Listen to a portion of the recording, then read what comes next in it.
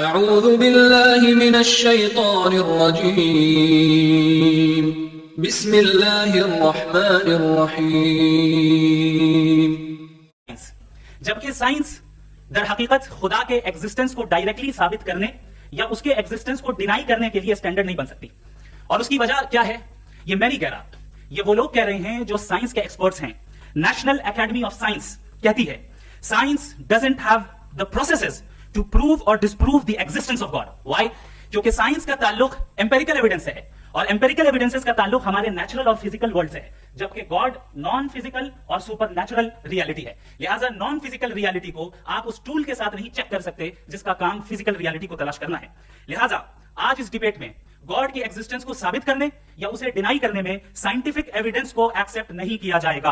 दूसरा स्टैंडर्ड हो सकता है रेविलेशन, कि रेविलेशन के जरिए हम ये साबित करें कि गॉड एग्जिस्ट करता है या नहीं। लेकिन ये स्टैंडर्ड भी आज इररेलेवेंट है। क्यों? क्योंकि रेविलेशन मेरे नजदीक सोर्स ऑफ नॉलेज है, वैलिड सोर्स ऑफ नॉलेज है, लेकिन हमारे जावेद अख्तर साहब के नजदीक ये वैलिड सोर्स ऑफ नॉलेज नहीं है। लिहाजा आज की डिबेट में मैं एक भी एविडेंस किसी भी मजहबी स्क्रिप्चर से नहीं दूंगा ताकि जावेद अख्तर साहब के लिए वो अनएक्सेप्टेबल ना हो। तीसरा जो मेयार हो सकता है वो है ऑब्जर्वेशन, कि भाई कोई कहे कि हमें खुदा दिखाओ, अगर है तो दिखाओ, या ये कि खुदा के एग्जिस्टेंस पर एम्पिरिकल एविडेंस दो, तो ये है दर हकीकत गलत टूल का इस्तेमाल करना। ये ऐसा ही है कि जावेद साहब मुझसे ये मुतालबा करें कि मुफ्ती साहब आप मेटल डिटेक्टर के जरिए प्लास्टिक डिटेक्ट करके दिखाएं। अब चूंकि प्लास्टिक डिटेक्ट नहीं हो पा रही है लिहाजा plastic does not exist. No, you are using the wrong tool. इस टूल से प्लास्टिक को डिटेक्ट नहीं किया जाता। लिहाजा मैं समझता हूं कि गॉड के एग्जिस्टेंस पर एम्पिरिकल एविडेंस का मुतालबा करना एक बचकाना मुतालबा है और हमारे रिस्पेक्टेड जनाब जावेद अख्तर साहब इस स्टेज से अब बहुत आगे निकल चुके हैं। अब बचता है एक ही स्टैंडर्ड, और वो स्टैंडर्ड है अक्ल, लॉजिक, रीजनिंग।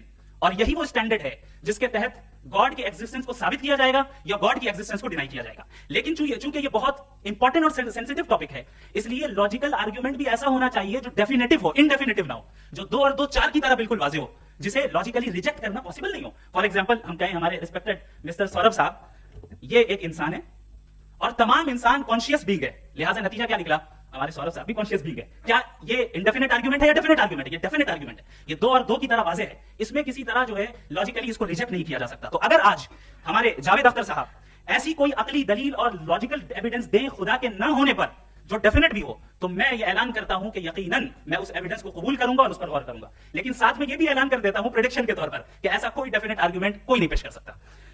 दलील हम देंगे और डेफिनेटिव दलील देंगे, लॉजिकल दलील देंगे, ऐसी दलील देंगे जो एंटायर एथिस्टिक वर्ल्ड उसे रिफ्यूट नहीं कर सकती।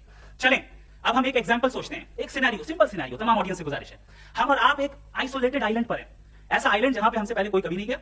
चलते चलते आपके सामने अचानक आपने देखा एक पिंक कलर की बॉल पड़ी हुई है।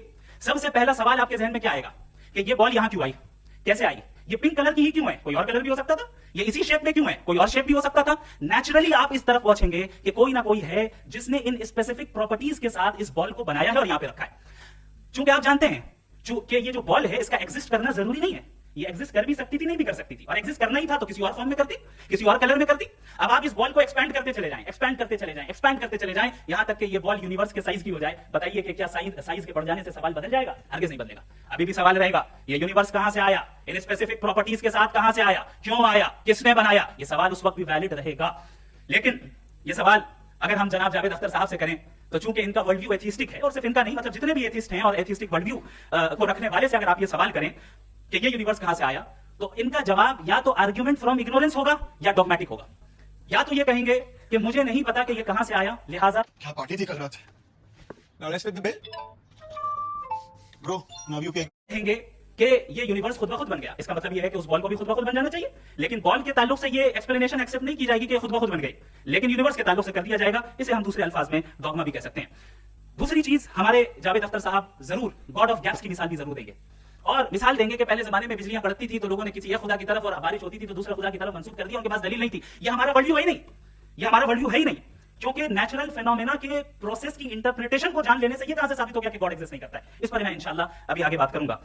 आप हजरात ये भी देखेंगे, और मैं एक्सपेक्ट करता हूं कि हमारे रिस्पेक्टेड जनाब जावेद अख्तर साहब जरूर इमोशनल आर्गुमेंट्स भी देंगे, जो कि एक लॉजिकल फेलेसी है जब बात आती है ट्रुथ को डिसाइड करने में।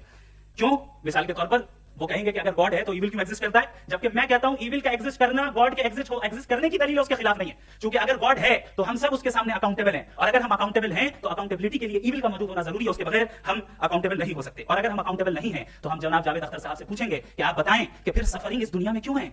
अगर खुदा नहीं है तो सफरिंग क्यों है, और उन लोगों के जज्बे का क्या जिनके अंदर सफरिंग के बाद इंतकाम लेने का जज्बा पाया जाता है और वो इस दुनिया से ऐसे ही चले गए, क्या उनकी सारी तकलीफें बेकार चली जाएंगी? अब आ जाए उसी एग्जांपल की तरफ कि बॉल, मुझसे अगर कोई पूछे इस बॉल को किसने बनाया और या इस एक्सपैंडेड बॉल को किसने बनाया, मैं कहूंगा कि चूंकि ये यूनिवर्स और इस यूनिवर्स की तमाम चीजें कॉन्टिंजेंट है। कॉन्टिंजेंट होने का मतलब ये होता है कि जो अपने एग्जिस्टेंस पे किसी के ऊपर डिपेंड करती हो, तो जाहिर है ये यूनिवर्स कॉन्टिंजेंट है। और अगर कोई चीज कॉन्टिंजेंट नहीं है तो मैं रिक्वेस्ट करूंगा कि मुझे दिखा दें कि कौन सी चीज यूनिवर्स में कॉन्टिंजेंट नहीं है, हम भी जरा गौर कर लें और हम भी देख लें। और जब कॉन्टिंजेंट चीजें मौजूद हैं तो फिलोसोफर्स की इस्तिलाह के मुताबिक, हम उस टर्मिनोलॉजी के मुताबिक हम उस जगह तक पहुंचते हैं और उस हस्ती तक पहुंचते हैं जिसे नेसेसरी बीइंग कहा जाता है, कि ये वो नेसेसरी बीइंग है जिसका मौजूद न होना नामुमकिन हो। क्योंकि अगर ये मौजूद ना हो तो सारी चीजें एग्जिस्टेंस में आएंगी ही नहीं, और ये सारी कॉन्टिंजेंट चीजें उसी के ऊपर डिपेंड करती हैं। अब अगर आप ये सवाल करते हैं कि फिर उस हस्ती को किसने बनाया, फिर उसका कॉज क्या है, फिर उसका कॉज क्या है, फिर उसका कॉज क्या है, और एंडलेसली चले जाएं, इसे हम कहते हैं इन्फिनिट रिग्रेस ऑफ कॉजेस, जो कि लॉजिकल फैलेसी है। कॉन्सेप्चुअली इंफिनिटी पॉसिबल है। मिसाल के तौर पे न्यूमेरिकल्स 1 2 3 गिनते चले जाएं, इंफिनिट नंबर्स हैं। मैं कॉन्सेप्चुअली बात नहीं कर रहा, प्रैक्टिकली रियलिटी में साबित करके दिखाएं कि infinite regress of causes possible है या नहीं। अगर पॉसिबल है तो हम मान लेंगे, मिसाल दे दें, और पॉसिबल नहीं है तो एक ही ऑप्शन बचता है जिसे हम कहते हैं नेसेसरी बीइंग। ऐसी नेसेसरी बीइंग जो इंडिपेंडेंट है, क्योंकि अगर वो डिपेंडेंट हुई तो वो नेसेसरी नहीं रहेगी। ऐसी इंडिपेंडेंट बीइंग जो इटर्नल है, अगर वो इटर्नल नहीं होगी, उसकी बिगिनिंग होगी, तो वो खुद कॉन्टिंजेंट है। ऐसी बीइंग जो पावरफुल है, क्योंकि कॉन्टिंजेंट को एक्चुअलाइज करने के लिए पावर चाहिए। ऐसी बीइंग जो इंटेलिजेंट है और नॉलेजेबल है, क्योंकि ये यूनिवर्स स्पेसिफिक फॉर्म और स्पेसिफिक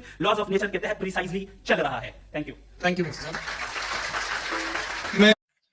अस्सलाम वालेकुम। अगर आपको हमारी ये वीडियो पसंद आई होगी तो प्लीज़ हमारे चैनल को सब्सक्राइब करना मत भूलिएगा। शुक्रिया।